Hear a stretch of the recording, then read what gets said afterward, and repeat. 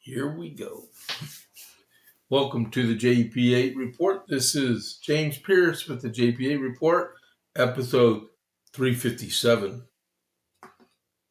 What an episode number. Cool. All right. Welcome to the JP8 report. Hope everybody's having a good day. 30 minutes from now is going to be a really great time because Markwayne Mullin gets sworn into the as Secretary of Homeland Security. That'd be great. So, what was I doing? Oh, yeah, I was going to tell you. So, I had to go down to Tractor Supply a while ago to get some wasp spray, and because things like our house for some reason. Man, I was listening to Fox on the way there because I got XM, and they played a clip from J.D. Fisker. He was talking about immigration and the lady that was murdered the other day in Chicago. And he said, Trump promised to get the worst of the worst and get them deported.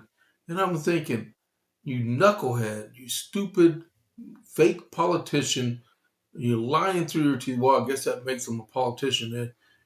Because they got a law in Illinois saying not to cooperate with ICE on doing ICE transfers and stuff. So they're not giving the worst of the worst to the federal government to get them out of our country. They're holding on to them and then releasing them back on the streets. So, I mean, does he even understand? Does he comprehend the stuff that he's saying? Because maybe he needs to play it back on tape and just drill it in over and over again. You know, hear something 7 times in a row and before you start building muscle memory. Maybe he needs to do that. That's stupid. But yeah, and the crazy stuff you listen to when you're driving out. Should have just put on some music and just relax. Because I'd already built my podcast and I've only been back about 30 minutes. So let's get started here. So if you're watching or listening and you're not already a follower to the JP8 report, click that follow button, please. And click that like button also. Okay, gives satisfaction in there. Chatting. We got retired Rob. He's my hall monitor for the podcast. Good friend of mine. Matter of fact, me and him tonight are going to the Coyle County Republican Party meeting. We have a CEC tonight at 6 here in Coppers Cove. Join us if you're around. But yeah, so do me a favor. Right now we have 9 people watching. All right. If you don't mind, please just go in the chat and put an American flag or say hello. We need the chat people really, really bad for the program I'm on with Rumble. We just need someone to say hello or put an American flag or hi, good day, give me a thumbs up or something. Just overload us with chat, all right? And then we have the Rumble wallet also if you want to leave tips. All right, so, and I'll start. I'll put an American flag in there. Because the next thing I'm going to talk to you before we go into America 250 is what I just came across a while ago. Did it go? Yep, it went. All right. So, yeah, everyone that's in the chat right now, leave an American flag, please. All right. So, I was listening to Vince this morning. And it was cool. So, we all know about March 12th, the terrorist shooting where Lieutenant Colonel Brendan Shaw, was killed in his ODU classroom where he's a professor of military science. And you heard a bunch of these cadets jumped the gunman and killed him. They stabbed him to death, right? And 2 of them were wounded. I was mentioning on here and to my wife and daughter, man, those cadets, they need to figure out a way to give them a soldier's medal because, you know, but I was thinking, well, they're not actually regular Army at this time, but I don't know if they're already in the Army Reserve. They could be, because if they were on scholarship or something like that, right? And this morning I was listening to the Soldier's Medal's a really cool medal, right? But I was listening to Vince with my wife, and he said, "Oh, by the way," and I think he said this like 8:50 this morning. No, 7:50 this morning. He was talking about the cadets. These guys this weekend, the sergeant major of the Army, and let's see, the Sec Army, Dan Driscoll, and the sergeant major of the Army, Michael Weimer. They didn't give the names of the cadets, so to protect them, right? But every one of them was presented the Army's Meritorious Service Medal, and two of them were also presented Purple Hearts for their actions on that day of March 12th. That was awesome. I mean, that sends a message to these future soldiers. Can you imagine? Okay, I'm talking to the Army guys right now, right? Like me, I used to be a platoon sergeant. Can you imagine you get a new lieutenant straight out of OBC, come to your unit, and he has no service stripes, no overseas service bar, no good conduct medal. So this cat has never been active duty before because he's never been deployed or enlisted, right? And he shows up to your unit wearing a meritorious service medal. And you're like, what in the world did you do to get that medal? First off, let me see your orders, that kind of thing, right? That would be impressive for any platoon sergeant to see that on his new platoon leader. That would be great. All right. So we went through the stuff. Let's see. Nobody's given me American flag yet. What's up with this, guys? Come on. All right. So American 250. This day in 1776, and this is why we have the Bill of Rights. The British Parliament passed the Quartering Act, which required American citizens or colonists to house British soldiers without their consent. This is one of the lead-ups to the American Revolution, and it was required to be in the Bill of Rights because nobody wanted that.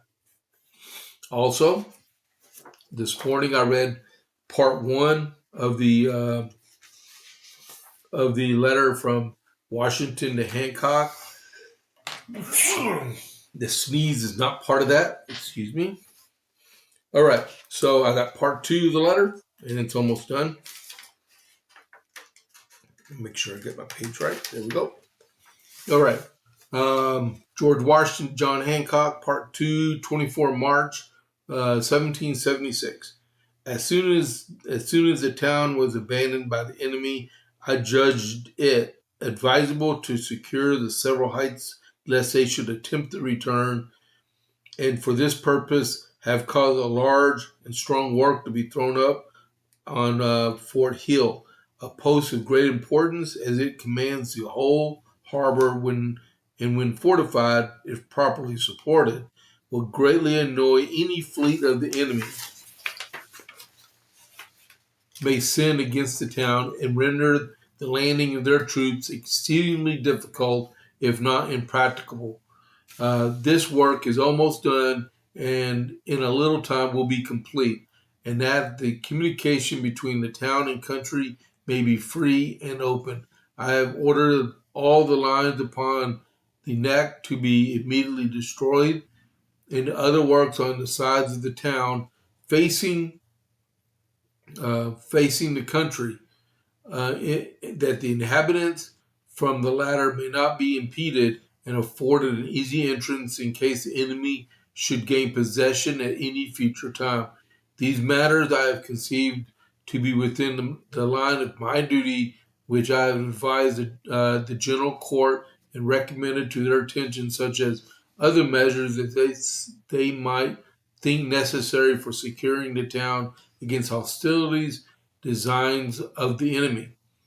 I have just gotten an inventory and stores and property belonging to the Crown, which the enemy left in Boston at the castle and Bunker Hill, which I have the honor to transmit you, and shall give strict orders that a careful attention be made to any more that may be found. I shall take such precautions respecting them, and that they may be secure and turn to the public advantage as much as possible or circumstances will admit of. A Mr. Bulfinch of Boston, who acted as clerk to Mr. They don't have a last name in there, having put into my hands a list of rations drawn the Saturday before the troops evac the town, I have enclosed it for your inspection. He says neither the staff officers or the women's are included in the list, from which it appears that a number was greater than I had an idea of. Major General Ward and Brigadier General Fry are desirous of leaving the service, and for that purpose have requested me to lay the matter before Congress, that they may be allowed to resign their commissions. The papers containing their applications you will herewith receive. They will give you full and a more particular information upon the subject, and therefore shall take the liberty of referring you to them. I would mention to Congress that the Commissary of Artillery Stores has informed me that whatever powder has been sent to this camp has always come without any bill ascertaining the number of casks and quantity. It is probable to proceeded from the forgetfulness or the inattention of the persons appointed to send it, or the negligence of those who brought it. They have declared otherwise, that they never had any, as it may prevent some measure embezzlements, though I do not suspect that any has been made, and the commissary will know that and how much to receive, and be enabled to discover mistakes if any should happen. I shall be glad if you will direct the bill of parcels to be always sent in future. Good point. That's an invoice. There have been so many accounts from England, all agreeing that the commissioners are coming to America to propose terms for an accommodation, as they say, that I am inclined to think the time of their arrival is not very far off. If they come to Boston, which probably will be the case if they come to America at all, I shall be under much embarrassment respecting the manner of receiving them and the mode of treatment that ought to be used. I therefore pray that Congress will give me direction, point out the line of conduct to be pursued, whether they are to be considered as ambassadors and to have a pass or permit for repairing through the country to Philadelphia or any other place, or whether they should be restrained in any and what manner, and I shall anxiously await their orders and whatever they are, and comply with them literally. I have the honor to be, with great esteem, Sir, your most humble servant, George Washington. Pretty good letter. All right. Thanks for letting me read it to y'all. Greatly appreciated. American History 101, the American Revolution. All right. So, matter of fact, I just signed up for a Hillsdale College class for a Constitution 101. Cannot wait to take that. I might be starting it by this weekend. I just checked on Facebook. Um, no further updates from the Dalmatian yet. All right, and that's been like 12 days. All right. So next, the Iran update. Operation Epic Fury. So U.S. Iran may be in talks in Islamabad as early as this weekend. Um, there's some back and forth banter, but more progressive talks may end up taking place by this weekend. And I heard this morning the VP may be part of that talk. So we shall see. It'd be good sending a warrior there, right? The EU president wants a negotiated end to hostilities. She and her comrades in the European Parliament had no assistance whatsoever to the U.S. and to Israel at all. Now they want to take part in this thing. Iran's new Supreme National Security Council leader is Mohammad Zogadar. Uh, my wife said he's the next target on the list. Yeah, and hopefully he's getting his final affairs in order because they're going to need him pretty soon because he's a marked man. So the new person that they're talking to is rumored to be the speaker in the parliament of Iran. So that's basically, and hopefully there's a hands off to him. Don't mark him for what do you call it? Killing, so he can attempt to find his 72 virgins. But so far he's still breathing. The Israeli Defense Forces captured leaders of a group called Hezbollah Radwan. They're the special forces group. It's part of Hezbollah. Bahrain went to the United Nations yesterday about the closure of the Strait of Hormuz. So we activated more active duty soldiers, and they're progressing toward the Middle East. That'd be 2,000 soldiers, which I believe they said those are amphibious ships, sailors, 2,500 Marines, and 3,000 soldiers from the DRB of the 82nd Airborne. And they're just going to the Middle East. And I believe that's probably a show of force type deterrent to tell Iran, you really need to listen to us because it's about to get a whole lot worse for you. All right? Zelensky, Vladimir Zelensky in the Ukraine says he has proof showing that Russia is giving intel to Iran. I would say that's not that's understandable because they're allies. Because even though people don't want to assist us, our true allies assist each other. So then that means I wouldn't doubt if North Korea was given intelligence and advice to Iran also. The Philippines declared a natural disaster due to a shortage of oil. And then Lebanon is telling the Iranian ambassador to Lebanon to leave by Sunday. Okay, to leave Lebanon by Sunday. Right now, Brent crude is trading at $98.92 a barrel. West Texas Intermediate, which I think is the best oil in the world. It's sweet crude, very easy to work with, and it's trading at $91.62 a barrel. And the Dow Jones a little while ago was trading at 46,376.57. That's up $173.22. All right. So that is your Iran update for the day. We've already covered 20 minutes. Wow, really? So before we get to fixing to be Secretary Mullin, in 10 minutes he's supposed to be sworn in. So about the shutdown with the Homeland Security Department, which Markwayne Mullin is about to become secretary of, there is, okay, I could not find any data on it. I kill trees, all right? I looked and looked and looked. I found nothing.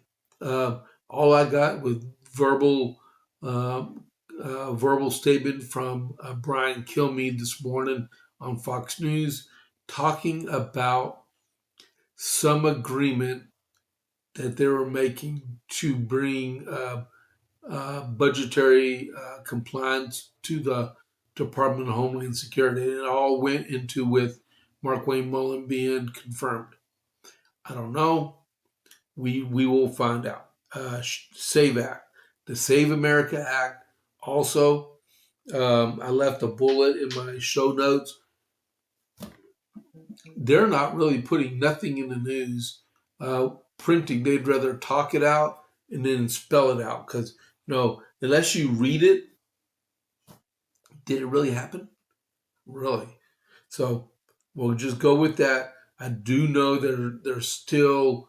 I saw the Crazy Maisie on the TV a while ago. She was actually giving a speech in the Senate. Okay, Maisie or Aurora, I think that's her last name. She's a senator from Hawaii, right? But they call her Crazy Maisie. All right. So onward to the JP8 report. If you haven't chatted with me or liked the podcast or followed the podcast, do so now. What do we got? We got 8 watchers, live watchers. All right. All right, Rob. How you doing, man? Let's see that you're on there. So Markwayne Mullin was confirmed as the 9th Homeland Security Secretary, capping a sprint to replace the embattled outgoing Secretary Kristi Noem. It also caps off a 13-year career in Congress that began in the House and saw Mullin score a seat in the Senate in 2021, where he became the de facto bridge between both chambers, helping to build a relationship in the House and the Senate during last year's push to pass the big, beautiful bill. Ahead of the vote, he arrived flanked by his family and was excited to cast his final vote on himself. That'd be awesome. My elections, I always voted for myself. I never voted for my opponent. Mullin, who was picked by President Donald Trump earlier this month to lead the Department of Homeland Security, was confirmed on largely a party line vote. Senator John Fetterman and Senator Martin Heinrich of New Mexico are the only 2 Democrats that voted for him, and Senator Rand Paul, Republican from Kentucky, voted against him. All right.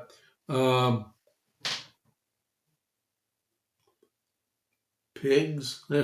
Pork. Okay. Heinrich also bucked his party's trend because he had seen that Mullin, who co-chairs the Senate legislative branch spinning committee with him, is not someone who can be simply bullied into changing his views. As I look forward to having a secretary who doesn't take orders from Stephen Miller. He takes orders from the president, all right? None of the cabinet secretaries takes order from Stephen Miller.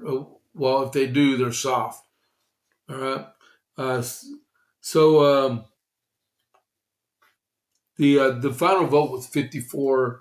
It was 54-45, right? You had the two Democrats that voted for, and 1 Republican voted against. That left 99 votes. So who didn't vote? You'd figure it'd be one of those old fogies that couldn't make it to the voting machine to cast their ballot. You would be wrong. It was Senator Gallegos from Arizona, the young former Marine that got all mouth and all he does is talk. He actually did not cast a vote in the confirmation vote. All right, just so you know. And then also, um, Markwayne Mullin is the very first person from Oklahoma that's ever been a cabinet secretary for any president. All right. So congratulations, Senator Mullin. You're about to become a cabinet secretary. All right. So next, this is good news right here too. Afghan frees U.S. citizen Dennis Coyle after over a year of Taliban arrest. An American held by the Taliban for more than a year without charges has been released and is on his way home. Special envoy for hostage affairs Adam Bowler told Fox News. Dennis Coyle, 64 years old, an academic who spent nearly 2 decades working in Afghanistan, was taken from his home in Kabul in January 2025 by Taliban intelligence and held in nearly solitary confinement, Bowler said, adding that Coyle committed no crime and was used as leverage. The United States welcomes the release of American citizen Dennis Coyle, who was wrongfully detained in Afghanistan for more than a year. He committed no crime. He was used as leverage. The President Trump made clear the United States will not tolerate the unjust detention of its citizens anywhere. His personal determination, executed by Secretary of State Marco Rubio, and fully aligned interagency team has driven a shift in accountability, pressure, and results. Earlier this month, Rubio designated Afghanistan as a state sponsor of wrongful detention, accusing the Taliban of unjustly detaining Americans and other foreign nationals like Coyle and calling for his release. To date, the Trump administration has brought home 176 individuals, including more than 100 Americans, for wrongful detention or captivity abroad. In Venezuela, all detained Americans were released following the capture of Nicolas Maduro, while in Iran, the Islamic regime has routinely taken has taken Americans hostage over decades and continues to detain Americans today. In Israel, the president and his team's dogged persistence resulted in the release of all hostages held by Hamas. Behind these outcomes are professionals whose names we'll never know. Individuals, because they were with the CIA, individuals who are risked their lives to bring Americans home. We will not accept hostage diplomacy. We will impose consequences. Americans remain detained abroad. We will not stop until every single American is home. All right? To my recollection, this guy's been here for 20 years, and he got captured a year ago. If Biden would not have surrendered in Afghanistan in 2021, we would not be in this predicament right now. All right? Just saying. It is great that Mr. Coyle is going to be home probably within a couple more days. That is awesome.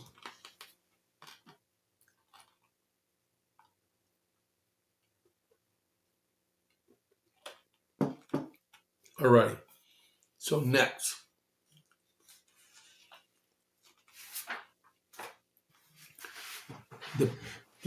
The Supreme Court heard arguments yesterday on whether mail-in ballots could be counted after Election Day.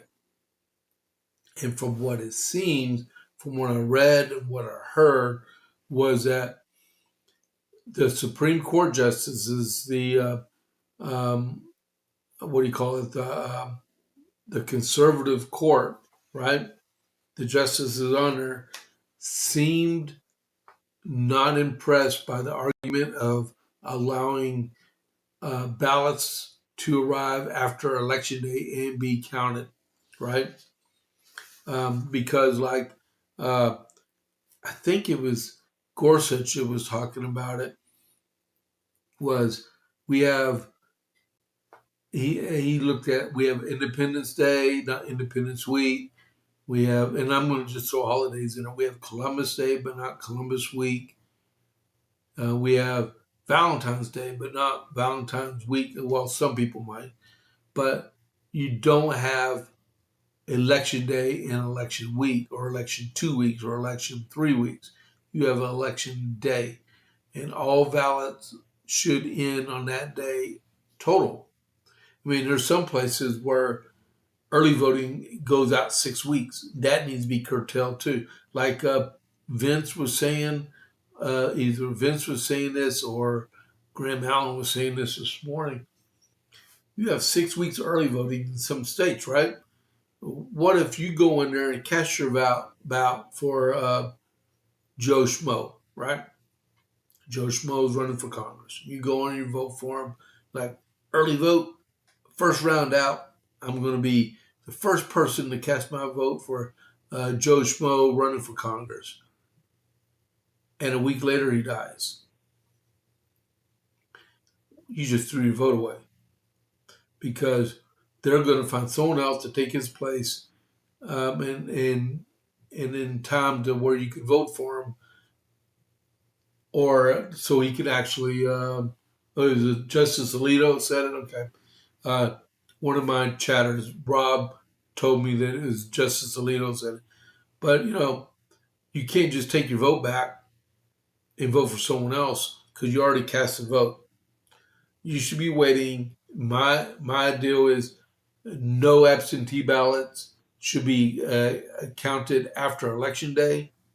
You shouldn't be using a mail-in ballot for anything other than military or travel, or in the hospital or something like that. Okay, and then man, I'm distracted. I'm sorry, guys.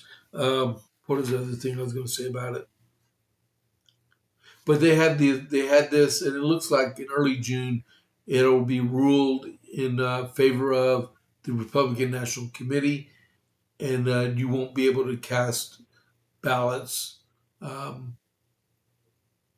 after Election Day. How many states was that? 14 states in the United States allow votes to be counted after Election Day, right? That's crazy. That's crazy. Let's see. During oral arguments, justices grappled with whether federal election day statutes preempt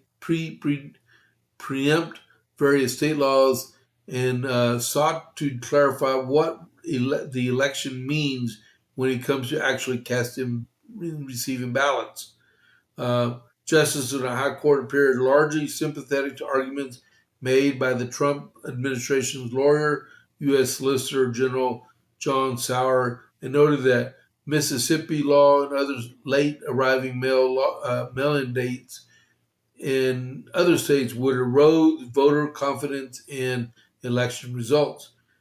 Chief Justice and Amy Coney Barrett could both decide voting on that matter and use their time to ask tough questions, and lawyers on both sides. Wow. There's another. Oh my goodness. Let's see. The Supreme Court is going to be hearing another case. I don't have it on here. Oh my goodness. Really? Give me a second here, okay? While we're looking at this stuff. Because it was toward the very beginning.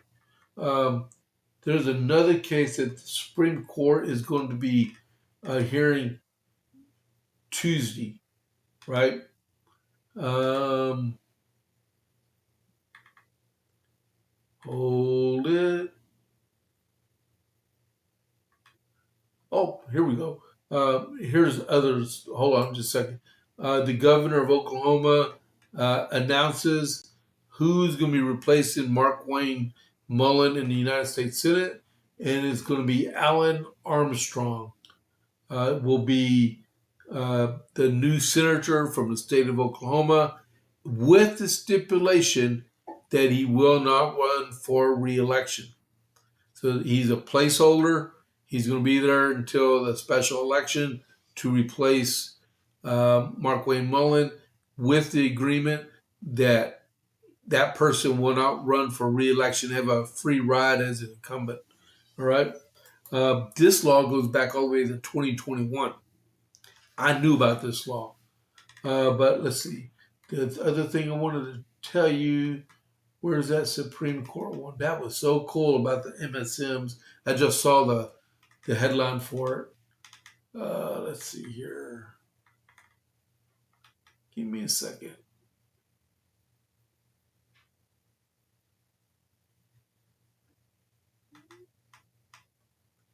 I don't see it. Okay, well, gives me something to look for this weekend. And then with the SAVE Act, where is it? Here's this just came out 25 minutes ago. House conservatives erupt over Senate GOP White House deal that might save the act amid SAVE Act fight. Okay, so this is straight from Fox, right? House conservatives, this is sort of like what I was talking about earlier. House conservatives are firing a warning shot at the Republican counterparts in the Senate as a deal begins to take shape on ending a 6-week deal to fund the Department of Homeland Security.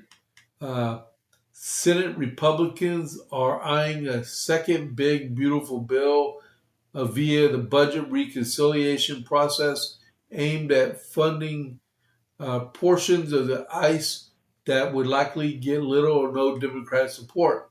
That bill would include parts of the Save America Act, requiring legislation to require proof of citizenship to register to vote and photo ID to cast ballots. But a growing contingent of House Republicans who are refusing to vote for any Senate-led legislation are crying foul about the portion of the plan. It reloaded on me. Senate Republicans refused to force a talking filibuster to pass the Save America Act because it would allow Democrats to offer unlimited amendments. Now Senate Republicans claim they will pass Save America via reconciliation, which may not even be possible under the Senate's arcane rules. Which I was saying the same thing, because under reconciliation it has to be under budget matters. It cannot be policy matters, which would check notes, allow Democrats to offer unlimited amendments. The conservative House Freedom Caucus said in a statement, "This is gaslighting. American people are not stupid, and they will not accept more failure theater from Republicans in Congress." Polk County hiring TSA agents. Okay. I will not resolve my issue. I mean, look, if they can put it in reconciliation if they want, but I will continue to vote no on all Senate bills until the Save America Act is passed, Congressman Fine said. He made an exception to funding DHS, however, particularly if the final Senate bill has a modified version of which the House has already passed in January. Republicans huddled with President Trump and others at the White House late Monday night. There was rumors that the president was on the phone with Chucky Schumer past 1 o'clock in the morning, which is prime time for the president, but I bet it was past time for bed for Chucky. The working framework would see ICE funding carved from the broader DHS spending bill, but I thought ICE was already funded through 2029. Um, Something Senate Democrats have tried to do in the recent weeks, but were blocked by Senate Republicans. That means most of the agency would be reopened and ICE would be dealt with in the future through budget reconciliation, the process that ripped the GOP apart last year. The problem is that there's no guarantee that a reconciliation bill will pass, and sometimes it takes several weeks to get a reconciliation bill put together, and that would mean these other people would go even longer without pay. And I think that's what most people are talking about right now. Um, but that's what I'm reading that just came out on the news. And then, hold on just a second. Where is that? Okay, I don't see the Supreme Court thing.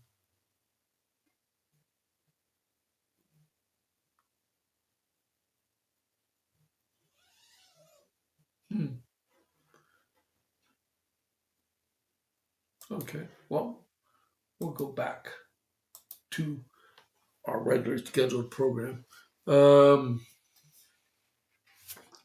so we'll find out about the Supreme Court in just a few weeks, right?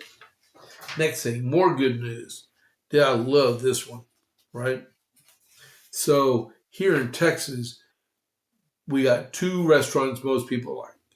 We like Dairy Queen because you can get blizzards, hunger busters, steak finger baskets there, right? The other restaurant is Whataburger. So this was on. Man, it's already 12:42. Wow. This was on Fox News this morning about Whataburger. Texas. Well, before we go any further, please like the podcast. Please click that follow button to follow the JP8 report, and please give me some type of comment in the live chat, an American flag, hello, or something like that. I'm just saying this because we need chatters, please. Okay. The Texas-based food chain is home to the best value burger in America, according to a new data from lender Net Credit. Whataburger's Classic Whataburger has the biggest patty among 14 major American burger chains and represents the best overall value at $1.66 per ounce of meat, the study revealed. Net Credit's methodology calculated the national average price per ounce of single patty cheeseburgers and medium or regular fries at the nation's 14 largest burger chains. The study compares portion sizes, calories, and protein, analyzing published nutritional data and using home kitchen scales to weigh. That's smart. So, congratulations to Whataburger, right? Whataburger was number one at $1.66.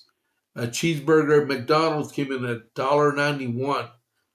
And at Smashburger, which we have no Smashburgers here in Central Texas anymore, it came in at $1.96.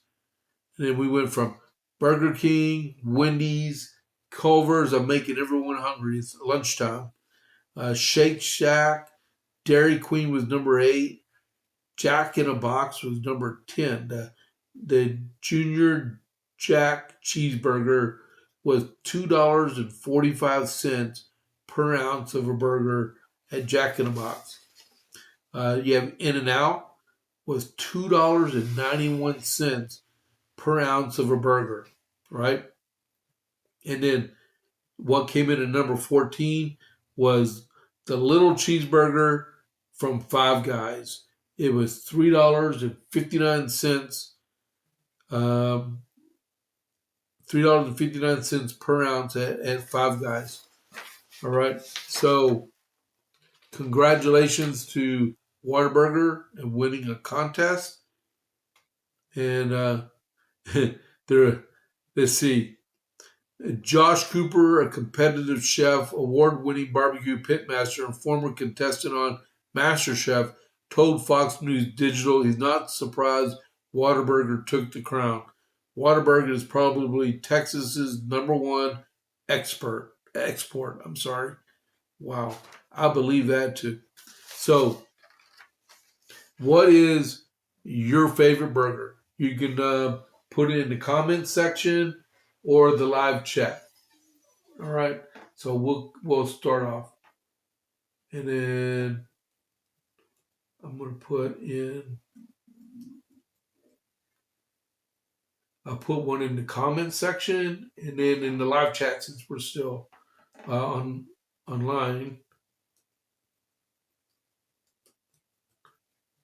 put one in each one. All right. So I like Whataburger.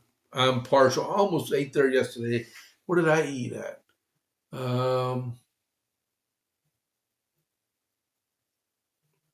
Was it Chick-fil-A? Oh man, I'm losing it. I think I went to Chick-fil-A and ate yesterday. CFA. Congratulations, Whataburger. All right. So this one is closest to a lot of us right here. Let me take marks of one that I've already gone over. All right. Conservative FISA revolt proposes fresh tests for the speaker. Okay. Brewing fight over privacy rights and national security will come to a head in the House of Representatives in the coming weeks, shaping up to be the latest test for House Speaker Mike Johnson and his razor-thin GOP majority. Section 702. Everyone knows what 702 is. Of the Foreign Intelligence Surveillance Act, which is called FISA, is set to expire April 20th, pending congressional reauthorization. A planned vote for a clean extension of the measure this week, however, has been delayed amid growing rebellion. A vast swath of lawmakers, along with the intelligence community, have argued the provision is critical to preventing another September 11th terrorist attack, but privacy hawks in Congress and a mix of conservatives and progressives say it gives the federal government too much power to spy on private U.S. citizens. This is the privacy issue.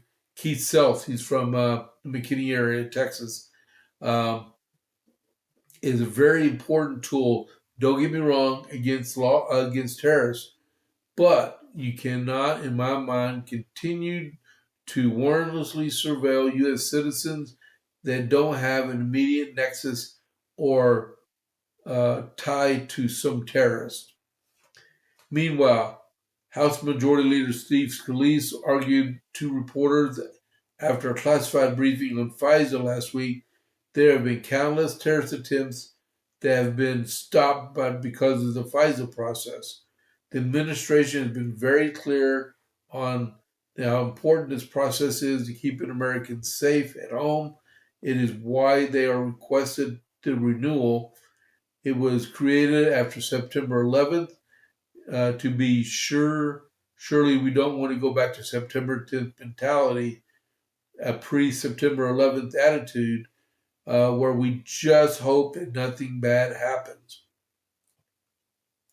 So, Section 702 is a provision that allows the federal government to conduct warrantless surveillance on foreign nationals outside the U.S. if they suspect of ties or terrorism, even if the person on the other end of the communication is an American citizen. So my deal is, I don't have a problem if Section 702 is only effective outside the borders of the United States. But what I have seen is it happen inside the United States, which is totally contrary to the Fourth Amendment of the Constitution and should never, ever, ever happen. But we are in such of a mindset that we have people in law enforcement that think they can do whatever they want regardless. And until you take the freedom away from them to do what they want in contradiction to the United States Constitution, Bill of Rights, Amendment number 4, and Amendment number 5, and Amendment number 6, and 7, and 8. All those deals with rights and responsibilities of the defendants. I look at it like this. Whether you show the person the warrant or not, you have to have a warrant.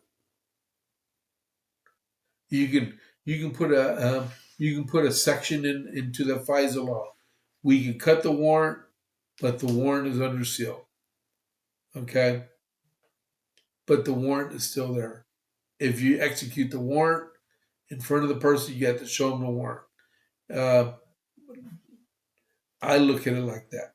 I'm very protective of my rights, and I do believe that that should never happen. A warrantless.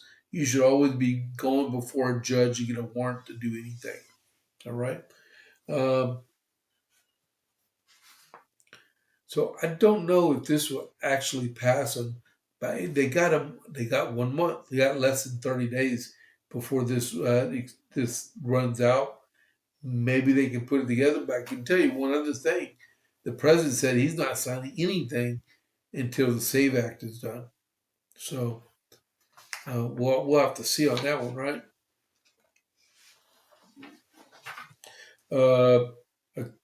All student loan, we're at 1252. Let's see. We will see. So Ron DeSantis was interviewed on the new Sean Hannity's podcast. I don't know where this guy gets enough time to even think.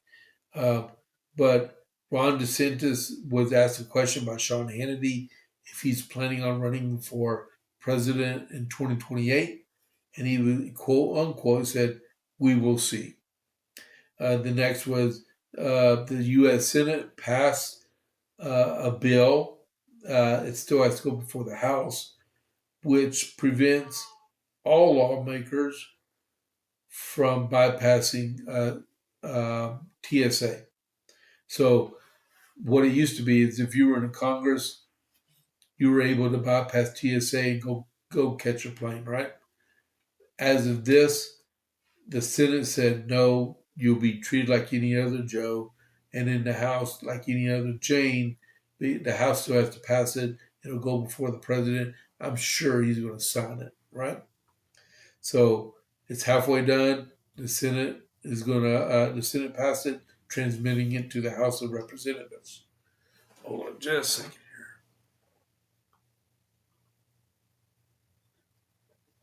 here. Just a second. I'm going to ask the chatter. Hey, Rob. Hey, I asked a question a while ago. I guess you were on the phone or doing something.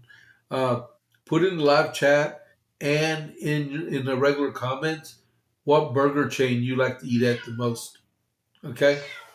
All right. I'm back. Let's see. Next thing. The president is trying to close down the Department of Education. Well, the progress is being made in doing it. They are in the process of transferring all student loan criteria, including what is it called when you owe money? Oh, default. Okay, it's in the first paragraph, man. Yeah, the Trump administration announced on Thursday. That's the day after tomorrow. This is from the day. Wow. Okay. A late article. that the Department of Treasury will assume responsibility for collecting on defaulted student loans and provide operational support for the educational department's efforts to return borrowers to repayment. So that is effective like now. All right. So if you owe money through federal student loans, you'll be getting letters from the Department of Treasury, not the Department of Education. That takes effect most definitely, really quick. All right. I went over this just a little bit this morning. Wow. So if you remember all the way back to Obama administration, 2008, 2009, former director of national intelligence, uh, Dennis Blair, he's the deputy director, once angered then President Barack Obama during a White House meeting on Iran, after which he pressed Obama on whether he could tolerate the nation obtaining a nuclear weapon. And this is according to newly released oral history interviews. When it came to my turn to speak at this meeting, Blair said, I said, Mr. President, you really just have one a decision to make. Are you going to tolerate Iran having a nuclear weapon or not? He added that rejecting the nuclear Iran would require espionage and military options, while acceptance would mean a strategy to contain and deter Iran. Well, we know what the result of that was. Uh, the exchange, documented in interviews conducted by the University of Virginia's Miller Center and reported by the New York Times, offers a window into the internal divisions within the Obama administration about Iran's nuclear program. The exchange, Blair said the moment prompted a sharp warning from Obama. This is what President Obama said to this guy. The president took me to the side and said, Denny, don't ever put me on the spot like that again, unquote. He recalled, I said, yes, sir, Mr. President, I certainly won't. He added, I was kept out of meetings for the rest of the time forward. And he said, Blair described the meeting as one that he had been to, had opportunity to provide input on Iran policy. Then he made a mistake in thinking Obama was honestly looking for fresh insights. Blair served as Obama's DNI from the start of his presidency until 2009, until he resigned at Obama's request in May of 2010. He lasted 5 months, right? A year and 5 months. So this is the kind of nonsense that the United States had to go through for 8 years. You want someone that just wants to play the game and have the power. That's all. He wasn't interested in in making any type of change through the minority communities while he was president. He just wanted the same old liberal theology is basically what it is, right? Oh, wow. Rob doesn't like any of those burger chains. All right. So what do we got here? It's 12:58. All right. So before we get to the premium side, just wanted to let y'all know I didn't get enough live viewers today. We'll work on it tomorrow. All right. So tonight, here we have the Coyle County Republican Party at 6 p.m. Right? It's going to be here in Coppers Cove at Trinity Worship Center. And then on Saturday at the same place, 1802 Martin Luther King, we have our precinct and county convention for the Coyle County Republican Party. And it's going to start on the 28th of March. 28th of March at noon, right? For all precincts inside of Coyle County. Got a gnat flying around in here. And then at the same time, at 11 a.m., man, the cat's bringing gnats around here. Okay, so at 11 a.m. on Saturday the 28th, also, Coyle County Republican women are going to have a meeting at 1802 Martin Luther King. And it's just going to be a short meeting for the time requirement. And then they're going to convene, and then we're going to reconvene in the Coyle County Republican Party. All right. Let's see what else. This Thursday should be Pints in Politics in Gatesville at Ranchers at 6 p.m. And then next Monday is West Side Conservative Coalition, 6 p.m. at First Assembly of God in Arthur Heights. And also on my part, before I let y'all go, before I do the premium, I'm doing interviews tomorrow with Christy Wilbanks, Thursday with Cameron Cochran, and then Friday with David Bass. They're all running for city council in the city of Killeen, and those are going to be at 3 o'clock. And I'm planning to do those live also. All right. So I've covered everything on this part, and then we are going to go into the premium. If you have not, if you're not already a member of premium, go to rumble.com/premium and use the code word studio. All right. So, oh, man, it's down here. So what I'm going to go over with to give you an idea, okay? This is Fox News is doing a 5-part investigation period on these two people. One of them founded Code Pink, and the other is a philanthropist that's a communist. All right, so I will. If you're not already a premium member, I will see y'all at 6:30 in the morning for the morning brief, and then the rest of y'all I will see at noon for the JP8 report. And since it's 1 o'clock, congratulations on Markwayne Mullin. He should have already been sworn in to the Department of Homeland Security. Let's see real quick.